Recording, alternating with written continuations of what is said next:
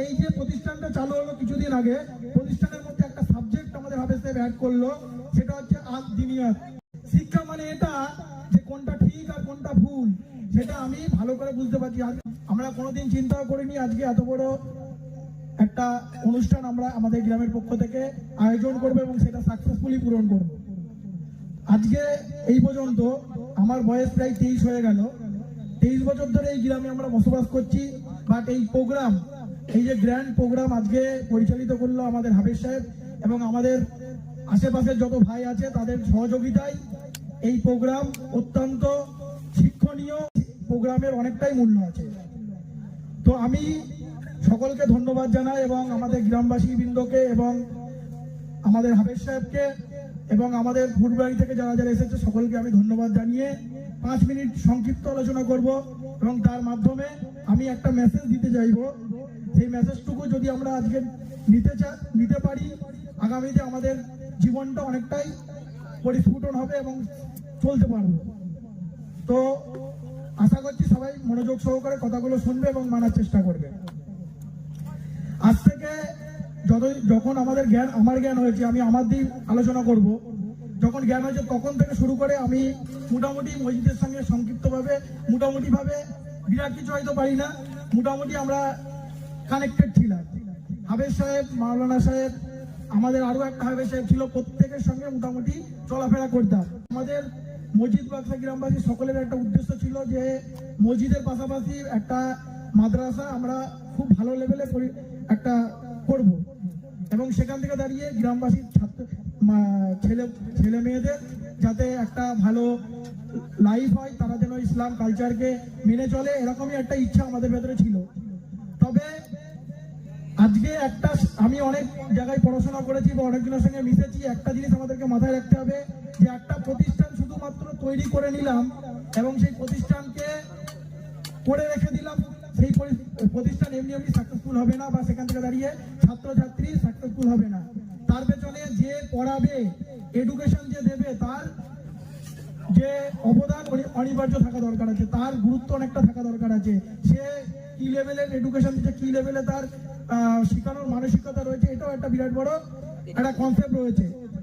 তো একটা সমাজকে যদি আজকে 2023 সাল, চারিদিকে শুধু পাপ আর পাপ, চারিদিকে মুসলিম ছেলেরা গান বাজনা মেয়েবাজি পবিত্র কিছুদের মধ্যে ডুবে যাচ্ছে। আজ থেকে আমাদের হাফেজ সাহেব ঠিক 3-4 বছর আগের ঘটনা বলছি। আমাদের এখানে দাঁড়িয়ে কিন্তু কোনো ছেলে, অ্যাডাল্ট ছেলে কোনো রকম পড়াশোনায় আসতো না এবং প্রত্যেকটা ছেলে ঘুরে বেড়াতো, কোনো হেদায়েত আসতো না। আমি হেদায়েত যে সবার ভেতরে পুরোপুরি চলে এসে এটা বলবো না, কিন্তু আজকে 2023 সাল শেষে অনেক চেঞ্জ। এই যে চেঞ্জ শুধুমাত্র যে মানে ছোট ব্যাপার, এটা কিন্তু ছোট ব্যাপার না, এটা বিরাট বড় ব্যাপার। যদি সমাজকে উন্নত করতে হয়, সমাজের মেরুদণ্ডই হচ্ছে শিক্ষা। আর শিক্ষা আজকে দাঁড়িয়ে আমরা অনেক রকমের পাই, ইংলিশ শিক্ষা পাই, কম্পিউটার শিক্ষা পাই, জেনারেল শিক্ষা পাই। এই শিক্ষার পাশাপাশি সব থেকে বড় শিক্ষা যেটা আল্লাহর পক্ষ থেকে আসে, কোরআনের শিক্ষা, হাদিসের শিক্ষা এবং দুনিয়াতে শিক্ষা, যেটার জন্য মানুষ নিজেকে সঠিকভাবে গঠন করতে পারে। শিক্ষা মানে এটা যে কোনটা ঠিক আর কোনটা ভুল সেটা আমি ভালো করে বুঝতে পারছি। আজকে যদি শুধু জেনারেল শিক্ষা একটা মানুষ করে, সেই মানুষটা কত টাকা বেশি কামাতে পারে, আজকে কিভাবে মানুষের সঙ্গে চলতে পারে, কিভাবে বিজনেস করা যেতে পারে, এইসব কনসেপ্ট তাদের মাথায় হয়তো থাকবে।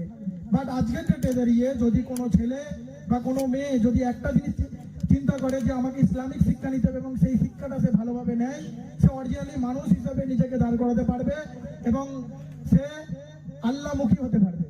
তো এই যে প্রতিষ্ঠানটা চালু হলো কিছুদিন আগে, প্রতিষ্ঠানের মধ্যে একটা সাবজেক্ট আমাদের হাফেজ সাহেব অ্যাড করলো, সেটা হচ্ছে আদ-দিনিয়াত।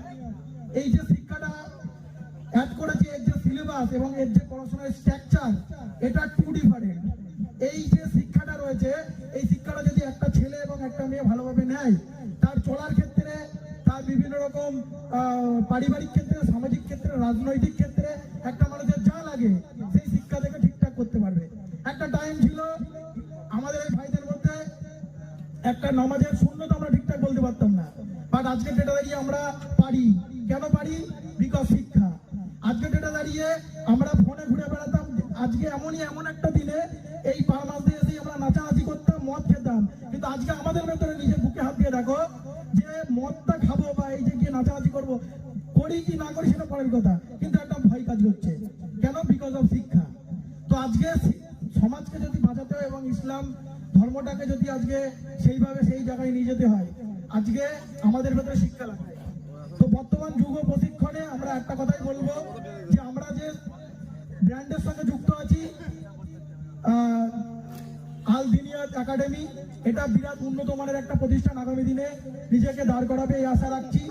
এবং এই যে জায়গায় আমরা পড়াশোনা করছি, এটা যথেষ্ট উন্নত মানের একটা স্ট্রাকচার। এটার থেকে যদি আমরা ধরে রাখতে পারি, আগামীতে আমাদের জীবন অনেকটাই উন্নতি লাভ করবে এবং আমাদের আগামীতে যত যদি বিয়ে হয়, বাচ্চা কাচ্চা হয়, তারাও আগামী দিনে কিন্তু সঠিক ভবিষ্যৎটা দেখতে পাবে। তো একটা কথা বলে আমি যা শেষ করব, আমরা যতটুকু পারবো যে সমাজের সঙ্গে আমরা আমাদের চলার পথে করার পথে এই প্রতিষ্ঠানের সঙ্গে আমরা থাকবো এবং আমরা হাফেজ সাহেবকে যথাযথভাবে আমরা সাপোর্ট দেবো। আমরা হাফেজ সাহেবের যে কার্যকলাপকে আমরা তার সঙ্গে সাথ দেবো। আগামীতে লাস্ট 1 বছর কি 2 বছরের যা স্ট্রাকচার দেখা যাচ্ছে, এখানে হাফেজ সাহেব আমাদের জন্য যা করেছে ঠিকঠাক কাজ করেছে। এই যে ঠিকঠাক কাজ করেছে, আগামীতে যে যাতে সে আরো ঠিকঠাক ভালোভাবে কাজ করতে পারে। আজকে আমাদের এরপর আরো অনেক ব্যাচ আসবে, আরো নতুন নতুন ছেলের মুখ আমরা দেখতে পাবো।